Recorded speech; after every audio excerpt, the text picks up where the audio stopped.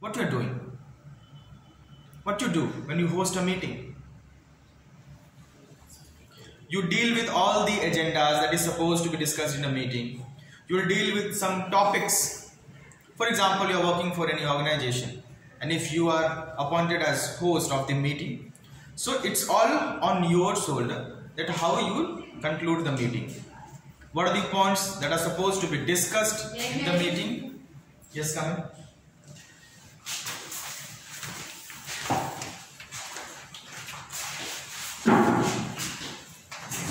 Sit down fast.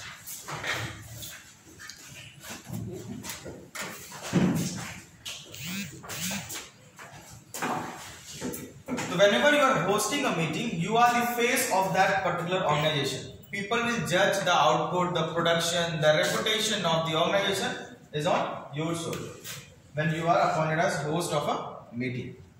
Whether it is organized in the organization or it's outside the organization. Sometimes it may be national or sometimes it may be international, in which there will be number of people.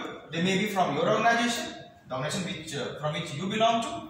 They may be from others organizations also, who have come to listen to you. On whichever project you have worked, you will deal with all the details regarding that particular project or your work, and people will try to analyze what is the achievement of that particular project, what was the aim of the project. So representing something is very important, because even if you have done 100% of the work on your own using your mind, but if you are not representing it to people will not understand and you will not get the credit of what you have done. For example, I have book knowledge of this 100%, but I can present just, then how people will come to the conclusion of this, or your mark sheet or your degree certificate, that how much grown up you are, how much intelligent you are. People will judge your intelligence on what criteria? On your presentation skill. Whatever you have stored in your mind, you need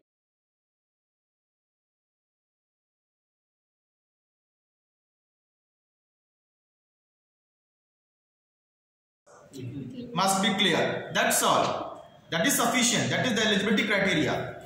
And all about taking that position, taking that job is the way you will present your knowledge. On that basis, either you will be selected or you will be rejected.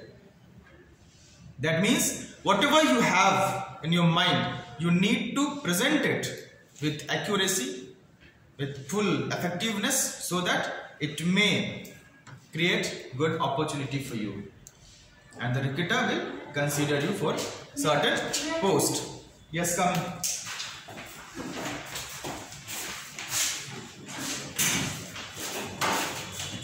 So presenting or presentation is an art. It's a tool. It can also be used as a weapon.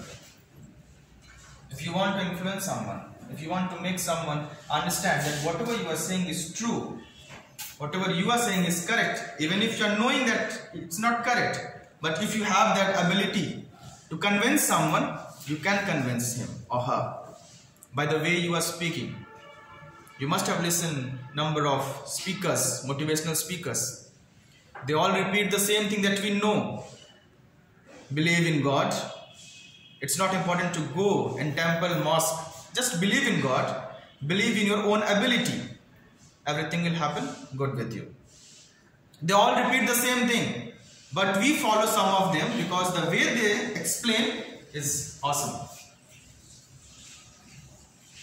Respect your parents, respect female, respect your friend, respect your partners, respect your classmates. We all know this. There's nothing new in it. But still we listen to them. Few of them, not all. Maheshwari is one of them. He did not bring something new. Kuch nahi naya nahi. All the things that we already know, our parents have taught us when we were in schools. Be on time, punctual, honest, labor, believe in your ability, respect others, respect other feelings. That's all. Those are the human being ethics. If you stick to it, you will be a successful person. Professional level as well as and personal level. but we listen them because the way they elaborate things, that attracts us, that is effective, and we get to learn from them. That is all about presenting. That is why I am saying it's a tool, it's a weapon. Whichever way you want to use it, you can, if you are good enough in presenting something. So moving the next topic that we will deal with is tips for effective public speaking skill.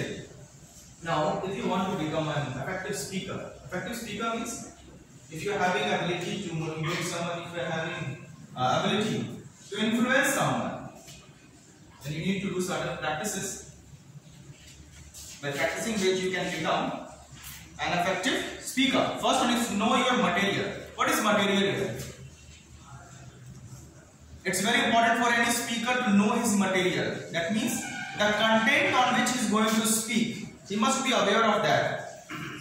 In the very first class I told, when I was given this subject, he said, please, बच्चों को पढ़ा दीजिए. I must have gathered something. I must have looked at your syllabus. What are the things that I need to teach you all?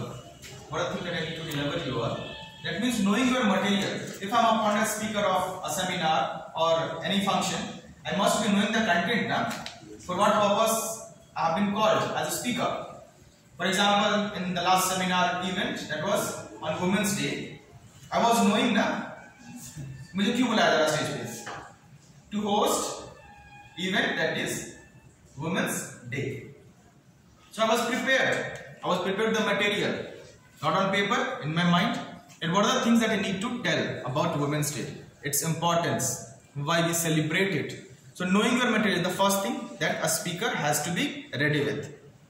And what is the thing that he or she is going to deliver while speaking to the audience. Number 2 is practice and practice. A proverb says practice makes only man, not woman. Yes, it's person. Better way में आप कह सकते हो practice makes person perfect. Not only man, it's women also. It's same for the women also. So practice always makes perfect. Whether it's a boy, girl, it's a student or professor, lecturer, whatever. It's same for the artist. It's same for the students. Everyone. So what you need to do is, if you are knowing the material, you first of all practice it. How you are sounding, and only then you face audience. इसको rehearsal कहते हैं ना rehearsal. Before going for the final event, you rehearsal na whatever you are going to show, whether it's dance, whether it's singing, whether it's speaking, whether it's anchoring, right? You practice it, and then you go for the final take. Third one is know and mix up with the audience. For example, if I am standing here, I am knowing to whom I am speaking.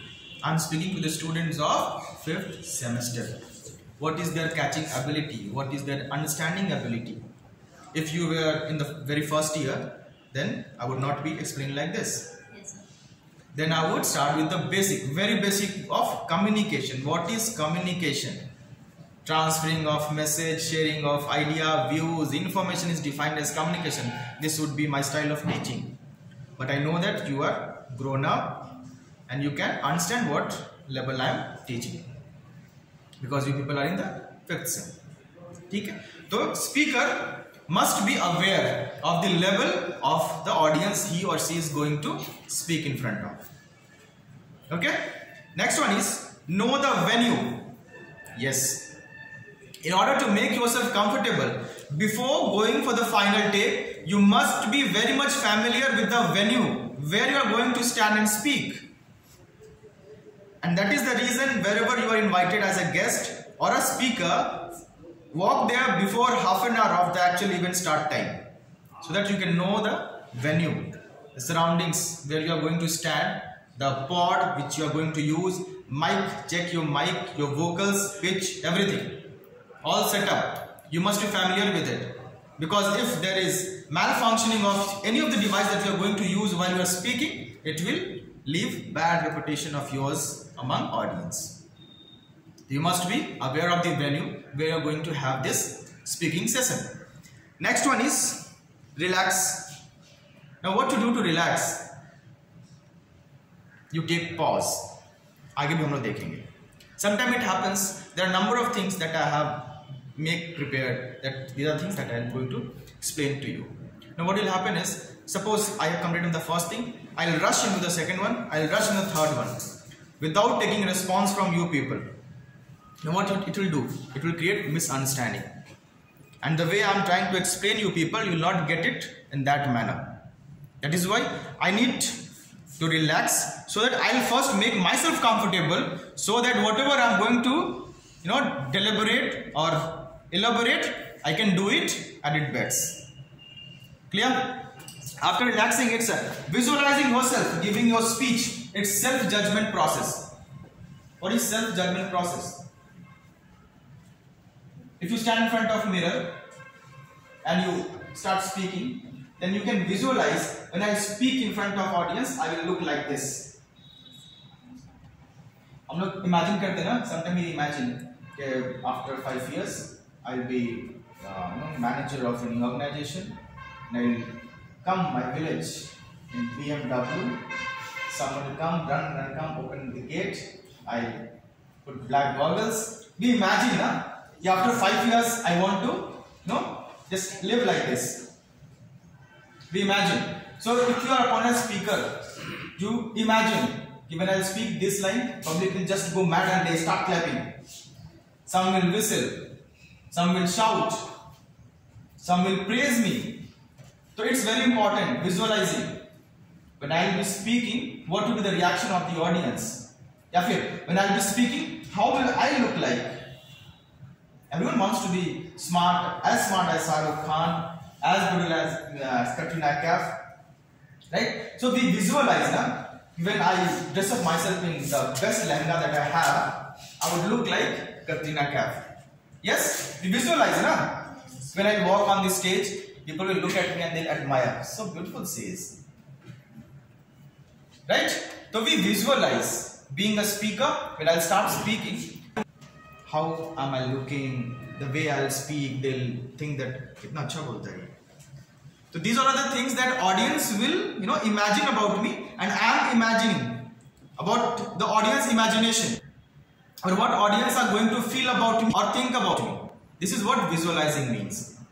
I visualize my own gesture, my own appearance that will be in the mind.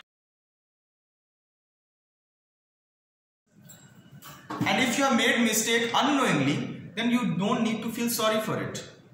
Because if I'm on the stage, and if after every statement or every 2 or 3 statement I'm feeling sorry, oh sorry, I did not mean that. That means you people will think, sir is not prepared. He has not come prepared. He is doing certain mistakes. So what will happen is, you will stop believing my words.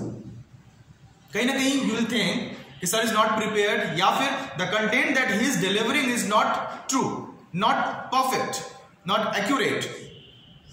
This will create misunderstanding, and audience will stop believing me. They will lose the faith in my words. So stop apologizing. If you have done something wrong, koi baat nahi, move on. Because kabhi-kabhi aisa hota hai ki people have not realized that you have done mistake, but after saying sorry, oh, he is saying sorry, that means he has done something wrong, right? It happens because if you are focusing on audience and you are the speaker on stage, people will have number of things to think about, number of things to see. So it's not important that they'll catch your each and every word, right? And it's not communication class or communication test that people are going to judge you. So if you have unknowingly done a mistake, move on. And don't give time for the audience to judge you. And if you are saying sorry, that means, chalo bhaiya, I have confirmed that I have committed mistake here. So don't do it. Don't feel sorry, even if you have done it, because you have done it unknowingly. Okay. Now the next one is. Topic था sir 10 minute का लगभग हो गया, इससे ज़्यादा 10 minute का हो गया, ठीक है. प्रोफेशनल स्किल डेवलपमेंट बीबीए का है, नहीं सीएससी 5th सेमेस्टर. कलम है क्या?